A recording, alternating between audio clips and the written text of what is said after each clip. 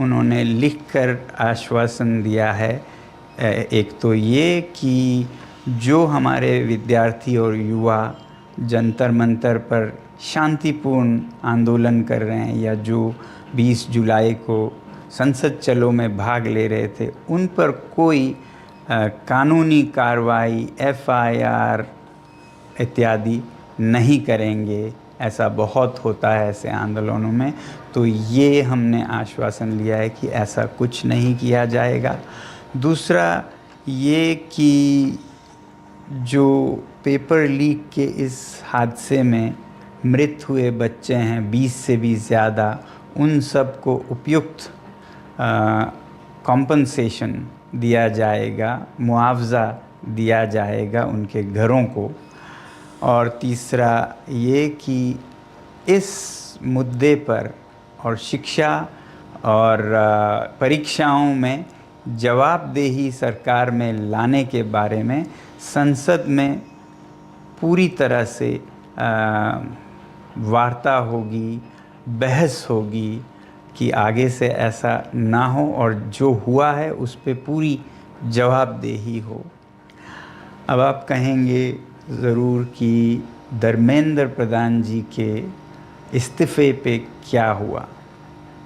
पहली बात तो इस बात पे वो अभी मुझे कोई आश्वासन नहीं दे पा रहे थे कि ऐसा कब होगा, और संसद के फर्श पर तो इस पे चर्चा होगी ही।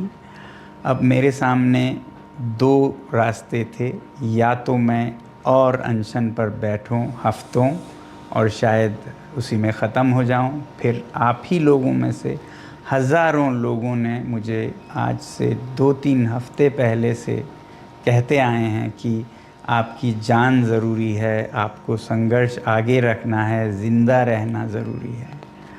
मगर मैं ये भी नहीं मानता कि हमने ये हासिल नहीं किया है। दोस्तों, मेरा दिमाग अलग तरह से चलता है।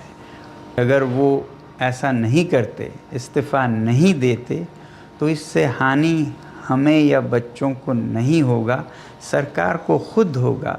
इस छोटे से मुद्दे को न टालकर वो खुद अपनी हानि कर रहे हैं।